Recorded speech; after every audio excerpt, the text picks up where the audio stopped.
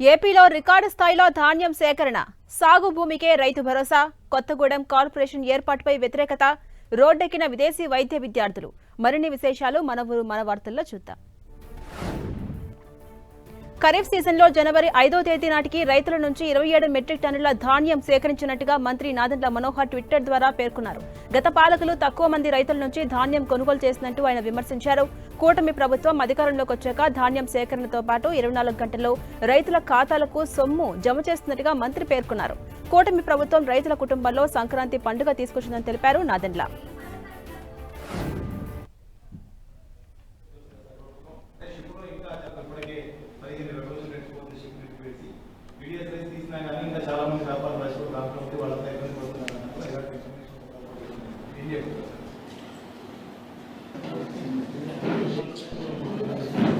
ఆమె పేరే ఉంది కానీ కదా. పశ్చిమ గోదావరి జిల్లా ఉండి నియోజకవర్గంలో ఏర్పాటు చేసిన రతన్ టాటా కాంస్య విగ్రహాన్ని మంత్రి నారా లోకేష్ ఆవిష్కరించారు. ఉండి భీమవరం లింక్ రోడ్డు అయిన రతన్ టాటా మార్గ్ రోడ్డు విస్తరణ పనులకు కూడా మంత్రి శంకుస్థాపన చేశారు. రతన్ టాటాకు గుర్తుగా ఇన్నోవేషన్ హబ్ను నిర్మిస్తామని మంత్రి లోకేష్ తెలిపారు. రతన్ టాటా ప్రపంచానికి గుర్తింపు తీసుకొచ్చారంటూ ఆయన కొనియాడారు.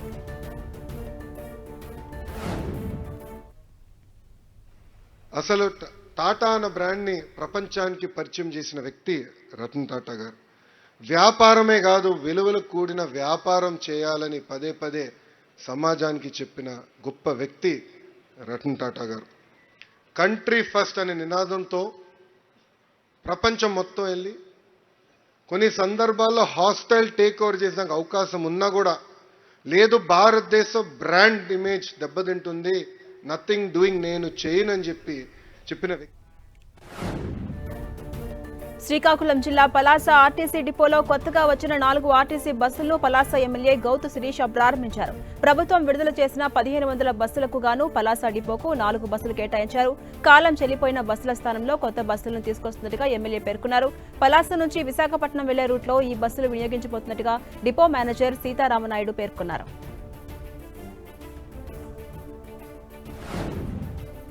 విశాఖలో మోదీ పర్యటన నిరసిస్తూ ఉక్కు ఉద్యోగులు పోరాట కమిటీ ఆధ్వర్యంలో కార్మికులు బైక్ ర్యాలీ నిర్వహించారు. కూర్మన్నపాలెం పోరాట కమిటీ టెంట్ నుంచి బయలుదేరిన ఉక్కు కార్మికులు కలెక్టరేట్ వరుస బైక్ ర్యాలీ కొనసాగింది. ప్రధాని మోదీ ఉక్కు ప్రైవేటీకరణపై క్లారిటీ ఇవ్వాలంటూ కార్మిక నేతలంతా డిమాండ్ చేశారు. 4 నెలలుగా జీతాలు లేక ఇబ్బంది పడుతున్న కార్మికులకు భరోసా ఇవ్వాలంటూ డిమాండ్ చేశారు. స్టీల్ ప్లాంట్కి సొంత గనులు కేటాయించాలని కేంద్ర ప్రభుత్వాన్ని కోరారు. విశాఖ స్టీల్ ప్లాంట్ ప్రైవేటీకరణ ఉందని మంత్రి నారా లోకేష్ వ్యాఖ్యలపై వైసీపీ స్పందించింది. ప్రైవేటీకరణ జరగదండంతో ప్రధానితో లోకేష్ చెప్పించగలరా అంటూ మాజీ మంత్రి అమర్నాథ్ ప్రశ్నించారు. స్టీల్ ప్లాంట్ ప్రైవేటీకరణపై ప్రధాని మోదీ క్లారిటీ ఇవ్వాలంటూ ఆయన డిమాండ్ చేశారు. కార్మికుల తరపున అడుగుతామంటున్న స్టీల్ ప్లాంట్ ప్రైవేటీకరణ జరగదని మోదీ చెప్పాలంటూ డిమాండ్ చేశారు. ప్రైవేట్ పరం చెయ్యం ఆ నిర్ణయం మీరు చెప్తారా, లేకపోతే మీ తండ్రి గారు రేపు పక్క నుండి రేపు 1,00,000 మందితో సభ అంటున్నారు కదా, ఆ సభా సాక్షిగా ప్రధానమంత్రి గారితో చెప్పిస్తారా? మేము డిమాండ్ చేస్తా ఉన్నాం ఈరోజు స్టీల్ ప్లాంట్ కార్మికుల తరపున, విశాఖపట్నం ప్రజల తరపున, రాష్ట్ర ప్రజల తరపున రేపు జరగబోయేటువంటి ప్రధానమంత్రి గారి సభలో విశాఖపట్నం స్టీల్ ప్లాంట్ ప్రైవేట్ పరం చేయు అనేటువంటి మాట రేపు ప్రధానమంత్రితో చెప్పించాలని చెప్పి వైఎస్ఆర్ కాంగ్రెస్. పోలవరం ప్రాజెక్టును వేగంగా పూర్తి చేయాలంటూ బీజేపీ నేత మాజీ సీఎం నల్లారి కిరణ్ కుమార్ రెడ్డి ప్రభుత్వానికి సూచించారు. ఇందుకోసం పక్క రాష్ట్రాలతో త్వరగా ఒప్పందాలు పూర్తి చేసుకోవాలని తెలిపారు. 23 లక్షల ఎకరాలు ఆయకట్ట స్థిరీకరణతో పాటు 900 మెగావాట్ల విద్యుత్ ఉత్పత్తి పోలవరంతోనే సాధ్యమన్నారు. కృష్ణా జలాల వాటాపై 2 తెలుగు రాష్ట్రాల సీఎంలు కలిసి పరిష్కరించుకోవాలని తెలిపారు నల్లారి. అమరావతి రాజధాని నిర్మాణానికి నిధులు ఇచ్చేందుకు కేంద్రం సిద్ధంగా ఉందని ఆయన తెలిపారు. అతి మేలు జరిగే ప్రాజెక్ట్ ఈ పోలవరం ప్రాజెక్ట్. దీన్ని రాష్ట్ర ప్రభుత్వం త్వరగా పూర్తి చేయాల్సిన అవసరం ఖచ్చితంగా ఉంది. దీంట్లో సాంకేతిక అంశాలు చాలా ఉన్నాయి, డబ్బులు ఒకటే కాదు. ఛత్తీస్గఢ్తో, ఒరిస్సాతో వీళ్ళందరితో అగ్రిమెంట్. కాకినాడ సీపోర్ట్ వ్యవహారంలో ఈడీ విచారణకు ఎంపీ విజయసాయిరెడ్డి హాజరయ్యారు. కాకినాడ సీపోర్ట్ లిమిటెడ్ కాకినాడ సెల్స్లోని వాటాలను బలవంతంగా లాగేసుకున్నారని విజయసాయిరెడ్డిపై ఆరోపణలు ఉన్నాయి. కర్ణాటి వెంకటేశ్వరరావు ఫిర్యాదుతో సిఐడి పోలీసులు ఆయనపై కేసు నమోదు చేసుకున్నారు.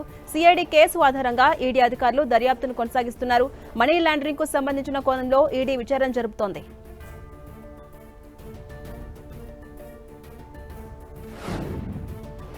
ఎన్టీఆర్ హెల్త్ యూనివర్సిటీ వద్ద విదేశీ వైద్య విద్యార్థులు ఆందోళనకు దిగారు. తక్షణమే తమకు పర్మనెంట్ రిజిస్ట్రేషన్ ఇవ్వాలంటూ డిమాండ్ చేశారు.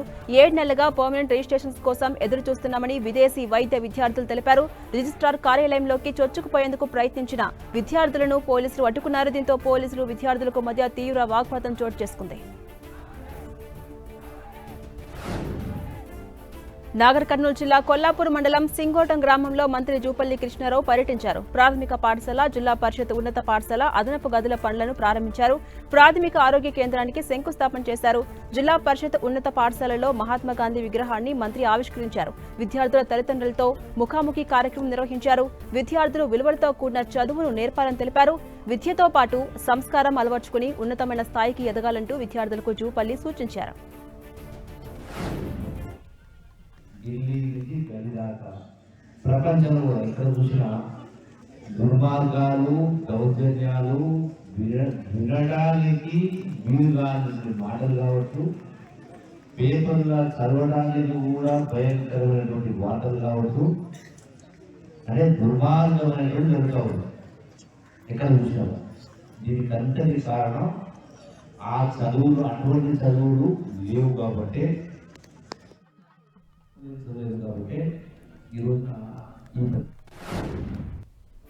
మంత్రి సీతక్క ఆదిలాబాద్ జిల్లాలో పర్యటించారు. ఇందిరమ్మ ఇళ్ల మోడల్ హౌస్ నిర్మాణానికి శంకుస్థాపన చేశారు. జిల్లాలో 10 కోట్ల రూపాయలతో అభివృద్ధి కార్యక్రమాలకు చేపట్టామని మంత్రి తెలిపారు. ప్రజలందరూ ఒకే మోడల్లో ఇల్లు కట్టుకుంటే ఖర్చు తగ్గుతుందని, అందుకే ప్రభుత్వం ఇందిరమ్మ మోడల్ హౌస్ ఇళ్ల నిర్మాణానికి ప్రాధాన్యం ఇస్తుందని సీతక్క పేర్కొన్నారు.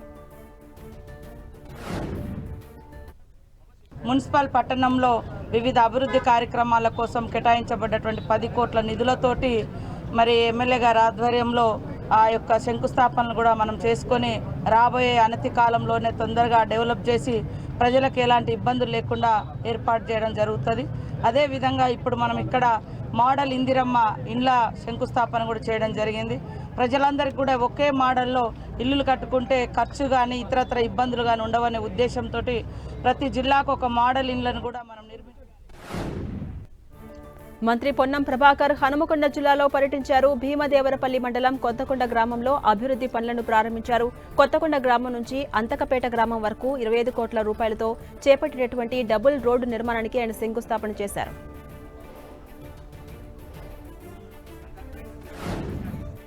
సిద్దిపేట జిల్లా హుస్నాబాద్లో మంత్రి పొన్నం ప్రభాకర్ స్థానికులతో కలిసి మార్నింగ్ వాక్ చేశారు. పిల్లలు వృద్ధులతో ముచ్చటిస్తూ నడకను సాగించారు. అందరూ ఆరోగ్యంగా ఉండాలంటే ఉదయం పూట నడక అలవాటు చేసుకోవాలని సూచించారు. చెరువు కట్ట వద్ద పొన్నం యోగాసనాలు వేశారు. ఉదయం పిల్లలు లేవడం అలవాటు చేసుకోవాలని తెలిపారు. సమయపాలన, క్రమశిక్షణ లక్ష్య సాధనలో ఉపయోగపడుతుందని మంత్రి సూచించారు. కాంగ్రెస్ ప్రభుత్వం రైతులు, ప్రజల అభిప్రాయం సేకరించి రైతు భరోసా ప్రకటించింది అన్నారు. షాద్ నగర్ ఎమ్మెల్యే వీర్లపల్లి శంకర్ కేవలం సాగు చేస్తున్న రైతులకు మాత్రమే రైతు భరోసా ఇస్తామని ఆయన స్పష్టం చేశారు. గత బీఆర్ఎస్ పాలనలో రైతు బంధు గుట్టలకు, రోడ్లకు, అమెరికా ఎన్ఆర్ఐలకు అప్పనంగా కట్టబెట్టారంటూ ఆయన విమర్శించారు. బీఆర్ఎస్ నేతల మాటలను రైతులు నమ్మరని ఎమ్మెల్యే పేర్కొన్నారు.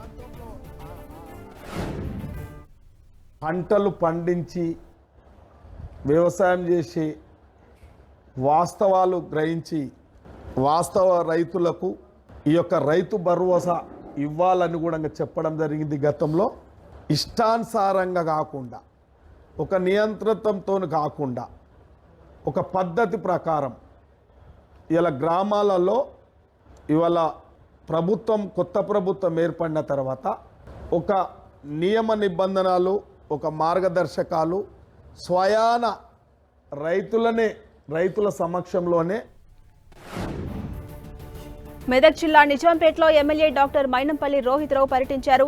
నిజాంపేట మండలానికి నూతనంగా మంజూరైన 108 అంబులెన్స్ సర్వీసును ఆయన ప్రారంభించారు. అభివృద్ధి, సంక్షేమ ఫలాలు కాంగ్రెస్ ప్రభుత్వంతోనే సాధ్యమన్న ఎమ్మెల్యే మెదక్ నియోజకవర్గం వ్యాప్తంగా మండలానికి ఒక అంబులెన్స్ ను ప్రారంభించుకున్న ఘనత కాంగ్రెస్ ప్రభుత్వానికే దక్కుతోంది అన్నారు. నిజాంపేట్ మండల్లో మరి నూతనంగా అంబులెన్స్ని ప్రారంభించుకోవడం జరిగింది. మరి ఇదే కాదు, మండల్కి ఒక అంబులెన్స్ చొప్పున మరి అన్ని మండలాలకు కూడా ఒక్కొక్క అంబులెన్స్ మరి ప్రభుత్వం కేటాయించడం జరిగింది. మరి ఇంతకు ముందుకి ఇప్పటికి తేడా మరి మీ కళ్ళ ముందే కనిపించే విధంగా మరి కాంగ్రెస్ ప్రభుత్వం మన ప్రజాప్రభుత్వం ప్రజాపాలన. కాంగ్రెస్ ప్రభుత్వం అప్పు చేసిన రైతులకు 2 లక్షల రుణమాఫీ చేసిందన్నారు ఎమ్మెల్సీ టి జీవన్ రెడ్డి. 12,000 రైతు భరోసా కూలీలకు ఆర్థిక భరోసా కల్పిస్తున్నామని తెలిపారు. 10 ఏళ్ల కాలంలో రైతు కూలీలను ఆదుకోవాలన్న ఆలోచన గత బీఆర్ఎస్ ప్రభుత్వానికి రాలేదని ఆయన విమర్శలు గుప్పించారు. విపక్షాలు కాంగ్రెస్ ప్రభుత్వం అమలు చేస్తున్న పథకాలను ఆ తీరును హర్షించాల్సింది పోయి విమర్శించడం బాధాకరంగా ఉందన్నారు జీవన్ రెడ్డి. కాంగ్రెస్ ప్రభుత్వం మాజీ మంత్రి కేటీఆర్ పై కక్షపూరితంగా అక్రమ కేసులు పెట్టి వేధిస్తోంది అన్నారు ఎమ్మెల్సీ కవిత. ఆదిలాబాద్ జిల్లా నేరేడిగుంట మండలంలో ఆమె పర్యటించారు. అక్రమ కేసులకు భయపడేది లేదని, ఇంద్రవెల్లి అమరుల స్ఫూర్తిగా ప్రజల పక్షాన నిరంతరం పోరాడుతూనే ఉంటామని తెలిపారు. కాంగ్రెస్ హయాంలో మహిళలు, దళితులు, బహుజనులకు అన్యాయం జరిగిందని తెలిపారు కవిత. 4.5 లక్షల ఎకరాల పోడు భూములకు పట్టాలిచ్చిన ఘనత కేసీఆర్కే దక్కుతోందన్నారు కవిత. మరి ఇప్పుడు నడుస్తున్నటువంటి ప్రభుత్వ హయాంలో రైతులకు అన్యాయం జరుగుతోంది, మహిళలకు అన్యాయం జరుగుతోంది. ఎవరన్నా గొంతెత్తి రైతుల పక్షాన, మహిళల పక్షాన, బహుజనుల పక్షాన మాట్లాడితే వెంటనే వారి మీద కేసులు పెట్టి ఇబ్బంది పెడుతున్నటువంటి పరిస్థితిని కూడా మనం గమనిస్తూ ఉన్నాం. ఇవాళ మా వర్కింగ్ ప్రెసిడెంట్ గారు గౌరవనీయులు అన్న కేటీఆర్ అన్న గారి మీద కూడా మరి రకరకాల కేసులు పెట్టి ఏసీబీ పేరుతోని ఇంకో దాని పేరుతోని వారు ఎట్లా కక్షపూరితమైన వ్యవహారం ఈ ప్రభుత్వం చేస్తుందో తెలంగాణ. ఇక రైతు భరోసా పేరిట కాంగ్రెస్ ప్రభుత్వం రైతులను మోసం చేసిందన్నారు మాజీ ఎమ్మెల్యే శంకర్ నాయక్. ప్రభుత్వ తీరుకు నిరసనగా మహబూబాబాద్ జిల్లా కేసముద్ర మండల కేంద్రంలో పార్టీ శ్రేణులతో కలిసి ధర్నా చేపట్టారు. ప్రభుత్వానికి వ్యతిరేకంగా నినాదాలు చేశారు. రైతులకు ప్రతి ఎకరానికి 15,000 రూపాయలు ఇస్తామని హామీ ఇచ్చి 12,000 మాత్రమే ఇస్తామని ప్రకటించడం ద్వారా కాంగ్రెస్ నయవంచనకు పాల్పడిందని తెలిపారు. రైతులకు ఇచ్చిన హామీ నెరవేర్చే వరకు రైతుల వెంట ఉంటాం. మీరు ఇచ్చిన మాట తప్పకూడదు. 15,000 రూపాయలు ఇస్తామన్నారు. 15,000 రూపాయలు ఇవ్వాలి. కౌలు రైతులకు ఇస్తామన్నారు. కౌలు రైతులకు ఇవ్వకుండా ఎగనామం పెడుతున్నారు. అలాగే ఇవాళ 15 కాదు 12,000 ఇస్తామని చెప్పేసి మాటలు చెప్తున్నారు. అది ఇస్తారా చేస్తారో తెలియదు. ఇవాళ ఇప్పటి వరకు ధాన్యం ఇంకా ధాన్యం తోటనే కళ్ళాల మీదనే ఉన్నది. రైతు భరోసాపై కాంగ్రెస్ పార్టీ మోసం చేసిందంటూ మంచిర్యాల జిల్లా లక్సెట్టిపేటలో బీఆర్ఎస్ శ్రేణులు రాస్తారోకో నిర్వహించారు. రైతులను మోసం చేసిన కాంగ్రెస్ పార్టీకి అధికారంలో ఉండే అర్హత లేదన్నారు మాజీ ఎమ్మెల్యే దివాకర్ రావు. రైతు భరోసా సాయం కింద ఎకరాకు 15,000 రూపాయలు ఇస్తామని హామీ ఇచ్చి 12,000 ఇస్తామని ప్రకటించడం ద్వారా కాంగ్రెస్ ప్రభుత్వం మాట మార్చిందంటూ ఆరోపించారు. ఖమ్మం జిల్లా తల్లాడ మండల కేంద్రంలో బీఆర్ఎస్ నిరసనకు దిగింది. కాంగ్రెస్ అబద్దపు హామీలతో అధికారంలోకి వచ్చిందని, ఏ ఒక్క హామీ సరిగా నెరవేర్చలేదంటూ సత్తుపల్లి మాజీ ఎమ్మెల్యే సండ్ర వెంకట వీరయ్య విమర్శించారు. మహిళలకు ఫ్రీ బస్సు పేరుతో బస్సుల సంఖ్యను తగ్గించారని, దీంతో ప్రజలకు ఇబ్బందులు తప్పడం లేదన్నారు. ప్రజాశాంతి పార్టీ వ్యవస్థాపకుడు కేఏ పాల్ తెలంగాణ సమగ్ర శిక్ష ఉద్యోగులకు సంఘీభావం ప్రకటించారు. తెలంగాణ ప్రభుత్వ ఆర్థిక పరిస్థితి దయనీయంగా ఉందన్నారు పాల్. గత బీఆర్ఎస్ 10 ఏళ్ల పాలనలో తెలంగాణ అప్పుల రాష్ట్రంగా మారిందన్నారు. దీంతో కాంగ్రెస్ ప్రభుత్వం ఇచ్చిన హామీలను నెరవేర్చలేకపోతోందంటూ పాల్ చెప్పారు. సమగ్ర శిక్షణ ఉద్యోగులకు న్యాయం చేయాలంటూ ఆయన సీఎం రేవంత్ రెడ్డిని కోరారు. రాష్ట్రం చాలా క్లిష్ట పరిస్థితిలో ఉంది. ఖజానాలో డబ్బు లేదు. ఫ్యాక్ట్ నెంబర్ 1, రేవంత్ రెడ్డి తమ్ముడికి ఎన్నో చేయాలని ఉన్నాయి కానీ ఆయన చేతులు కట్టేసి చేయలేని పరిస్థితి. దానికి కారణం బంగారు రాష్ట్రమైన తెలంగాణ 10 సంవత్సరాల క్రిందట 1,50,000 కోట్లు మిగిలిన తెలంగాణ ఇప్పుడు 8 లక్షల కోట్లు అప్పు అయిపోయింది.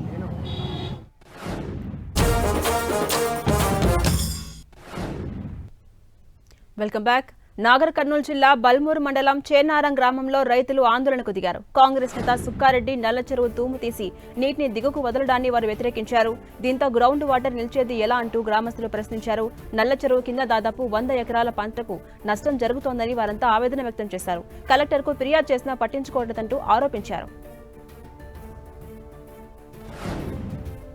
కొత్తగూడెం కార్పొరేషన్ ఏర్పాటుకు ఆదిలోనే నిరసనలు మొదలైపోయాయి. సుజాతానగర్ మండలంలోని 7 పంచాయతీలను కార్పొరేషన్లో విలీనం చేసే ప్రక్రియను వ్యతిరేకిస్తూ ర్యాలీ నిర్వహించారు. కార్పొరేషన్ వద్దు, పల్లె ప్రాంతాలే ముద్దు అంటూ నినాదాలు చేశారు. అనంతరం కార్పొరేషన్ వ్యతిరేక పోరాట కమిటీ ఎంఆర్ఓ, ఎంపీడీఓలకు వినతి పత్రాన్ని అందించారు. ప్రజాభిప్రాయ సేకరణ జరపకుండా, తీర్మానాలు చేయకుండా బలవంతంగా పల్లె ప్రాంతాలను పట్టణీకరణ చేయడం దారుణమంటూ వారంతా మండిపడ్డారు. భద్రాద్రి కొత్తగూడెం జిల్లా జూలూరుపాడులో జాతీయ రోడ్డు భద్రతా మాసోత్సవాలు నిర్వహించారు. ఈ సందర్భంగా డ్రైవర్లకు, వాహనదారులకు పోలీసులు అవగాహన కల్పించారు. అనంతరం ఆటోలకు, ట్రాక్టర్లకు రేడియం స్టిక్కర్లు అంటించారు. రోడ్డు ప్రమాదాలు నివారించడానికి డ్రైవర్లకు అవగాహన కల్పించామని తెలిపారు. పరిమితికి మించి ఆటోల్లో ఎక్కువ మంది ప్రయాణికులు ఎక్కించుకోవద్దంటూ సూచించారు. ద్విచక్ర వాహనదారులు హెల్మెట్ ధరించాలని తెలిపారు పోలీసులు. తూర్పుగోదావరి జిల్లా గోకవరంలో 10 టీవీ 2025 నూతన క్యాలెండర్ను బీజేపీ నేత కంబాల శ్రీనివాసరావు ఆవిష్కరించారు. ఎప్పటికప్పుడు తాజా సమాచారాన్ని 10 టీవీ అందిస్తోందని, తాను చేసే సేవా కార్యక్రమాలను కూడా ఛానల్ ప్రసారం చేస్తుందంటూ కొనియాడారు. రాబోతున్న రోజుల్లో మరిన్ని సేవా కార్యక్రమాలను 10 టీవీ కవర్ చేయాలంటూ ఆయన ఆకాంక్షించారు.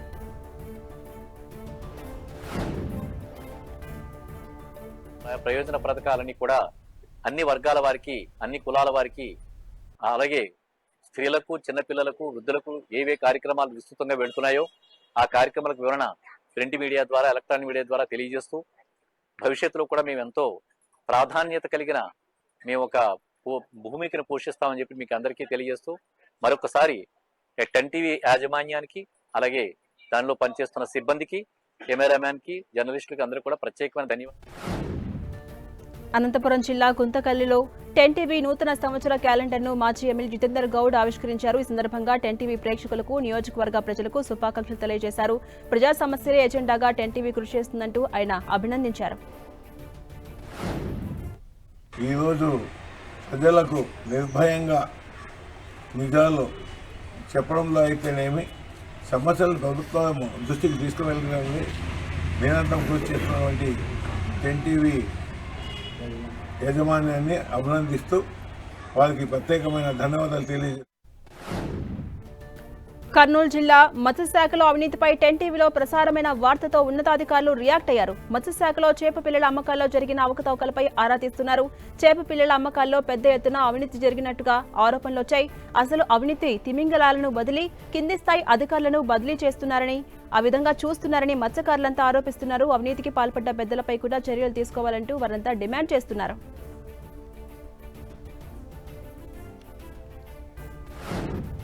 కడప జిల్లా పులివెందుల్లో అద్దె బస్సు డ్రైవర్లు ఆందోళనకు దిగారు. తమను వెంటనే విధుల్లోకి తీసుకోవాలంటూ వారు డిమాండ్ చేశారు. ఇటీవల 30 మందికి పైగా అద్దె బస్సు డ్రైవర్లను డీఎం రామకృష్ణ సస్పెండ్ చేశారు. దీన్ని వ్యతిరేకిస్తూ బస్సు డిపో ఎదుట అద్దె బస్సు డ్రైవర్లు ధర్నా చేపట్టారు. బస్సులను ఆపడంతో రాకపోకలకు అంతరాయం కలిగింది. ఆల్కహాల్ బ్రీతింగ్ టెస్ట్లో పాజిటివ్ రావడంతో ఒకేసారి 30 మంది డ్రైవర్లను డీఎం సస్పెండ్ చేశారు. బ్రీతింగ్ టెస్ట్ పరికరం సరిగా పనిచేయట్లేదంటూ డ్రైవర్లు ఆరోపిస్తున్నారు. విజయనగరం జిల్లా బొబ్బిలి శ్రీ వేణుగోపాలస్వామి ఆలయంలో పూలంగి సేవ అంగరంగ వైభవంగా నిర్వహించారు. స్థానిక ఎమ్మెల్యే, ఆలయ అనువంశిక ధర్మకర్తలైన బేబీ నాయన ఆధ్వర్యంలో ఈ ప్రత్యేక కార్యక్రమం నిర్వహించారు. కడియం, బెంగళూరు, పూణే, ఇతర ప్రాంతాల నుంచి 50 రకాల పూలను తెప్పించి స్వామివారిని అలంకరించినట్టుగా ఆలయ ధర్మకర్త బేబీ నాయన చెప్పారు. సుమారు 10 టన్నుల పూలను వినియోగించినట్టుగా పేర్కొన్నారు. ఉమ్మడి ఆదిలాబాద్ జిల్లా వ్యాప్తంగా చలి వణికిస్తోంది. గత వారం రోజులుగా జిల్లా వ్యాప్తంగా సింగిల్ డిజిట్ టెంపరేచర్స్ రికార్డవుతున్నాయి. ఒకవైపు చలి, మరోవైపు చలికి తౌడు, ఈదురుగాలతో పాటు జనం ఉక్కిరిబిక్కిరి అవుతూ ఉన్నారు. ఏజెన్సీ ప్రాంతంలో చలి తీవ్రత మరింత ఎక్కువగా ఉండటంతో జనం తట్టుకోలేకపోతున్నారు. చలి తీవ్రతతో ఉదయం, సాయంకాలంలో జన సంచారం తగ్గింది.